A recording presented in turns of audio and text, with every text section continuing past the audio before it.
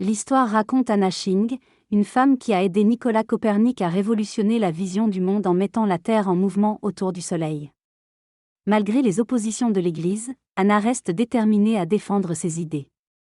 L'intrigue se déroule dans un contexte où les évêques catholiques exercent leur pouvoir en Pologne sur des questions religieuses et politiques, et où la réforme du calendrier julien est au cœur des préoccupations pour aligner les fêtes religieuses avec les événements astronomiques. Nicolas Copernic se distingue alors en proposant des réformes pour mieux synchroniser le calendrier liturgique. La pression pour l'ordination épiscopale et les intrigues politiques se mêlent aux enjeux scientifiques de l'époque. Le calendrier a longtemps posé problème dans sa précision, notamment concernant la correspondance entre l'année définie par les saisons et celle calculée par les étoiles. Le calendrier julien a ainsi accusé un retard sur les saisons, ce qui a entraîné des conséquences religieuses. Nicolas Copernic, en proposant une réforme du calendrier, a suscité des inquiétudes et des débats avec l'Église, car ses découvertes remettaient en question le savoir religieux de l'époque. Copernic a mené des études en Italie, notamment en droit et en médecine, et a été influencé par son environnement familial et religieux. Son héritage familial et sa formation l'ont prédisposé à une carrière ecclésiastique, malgré ses idées et découvertes allant à l'encontre des croyances de l'époque. L'histoire se déroule au XVIe siècle, dans la ville de Fkaïer, où un jeune homme appelé Ertuné est condamné à la décapitation, car son père avait été condamné à la pendaison.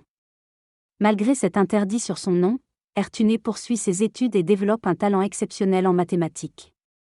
En 1532, il s'inscrit à l'université de Wittenberg et devient rapidement un expert en la matière.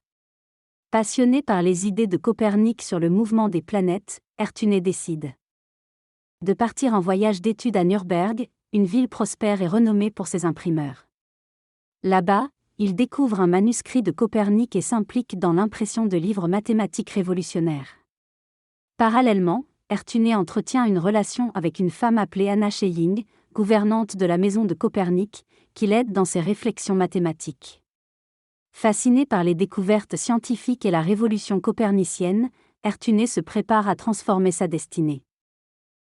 Copernic est un savant qui vit à Frauenbourg et qui affirme que c'est la Terre qui tourne autour du Soleil, contrairement à la croyance populaire de l'époque.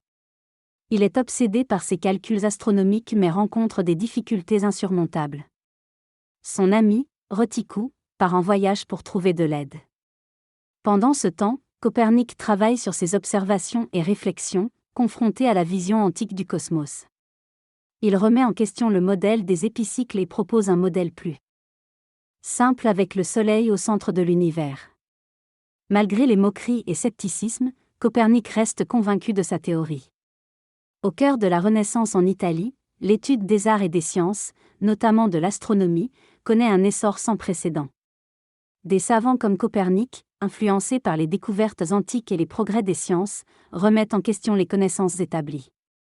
La théorie de l'héliocentrisme de Copernic révolutionne la vision du monde, confirmant que la Terre tourne autour du Soleil. Les grandes découvertes maritimes de l'époque, telles que celles de Christophe Colomb et de Fernand de Magellan, confirment la sphéricité de la Terre. L'Église, affaiblie par ces avancées scientifiques, cherche à réaffirmer son pouvoir en s'appuyant sur des symboles et des constructions monumentales, comme la basilique Saint-Pierre de Rome. Copernic partage ses idées révolutionnaires avec d'autres érudits de son époque, marquant ainsi le passage du monde antico monde moderne. Son isolement et la crainte de la censure de l'Église l'accompagnent dans ses recherches astronomiques, mais il demeure une figure majeure dans l'histoire de l'astronomie. Au Moyen Âge et à l'aube de l'ère moderne, la publication de livres interdits sous l'autorité du pape entraînait des sanctions pour leurs auteurs, allant jusqu'à la prison ou l'exil forcé. Pour éviter ces risques, Copernic a peut-être cherché à se protéger en modifiant légèrement sa théorie astronomique. Les épicycles pour expliquer certaines observations qui lui échappaient. Ces observations du ciel se faisaient principalement à l'œil nu, utilisant des instruments en bois pour mesurer les angles et déterminer la position des astres. En dehors de ses travaux d'astronomie, Copernic avait des fonctions administratives et économiques, s'intéressant notamment à la circulation monétaire et proposant des solutions pour réguler les effets de l'inflation. Sa pensée innovante s'étendait également à l'économie, lui valant une reconnaissance au-delà de son époque. Le mariage est considéré comme ayant pour but principal la préservation de l'espèce humaine et la perpétuation de la famille, en permettant d'engendrer des enfants. Cependant, si l'un des conjoints est stérile, le mariage ne peut remplir cette fonction essentielle. De nombreux couples, même s'ils ne se supportaient pas, ont pu se séparer d'un commun accord lorsque l'un des conjoints était incapable de procréer. Même si l'histoire d'Anna Schilling et de son mariage annulé ne dévoile pas clairement cette raison, il est important de noter que le mariage n'est pas le seul moyen de trouver l'amour. La réforme du calendrier est évoquée, discutant notamment des avancées en astronomie, telles que les découvertes de Copernic sur l'inclinaison de la Terre et son mouvement autour du Soleil. L'arrivée d'un mathématicien, Georgim, et les échanges intellectuels qui suivent mettent en lumière l'importance des sciences et de la recherche de la vérité. Un partisan de Luther est accueilli par Tiscu, malgré le risque d'être arrêté pour hérésie. Tiscu, chrétien lui aussi, lui offre une chambre pour la nuit mais lui demande de partir le lendemain matin.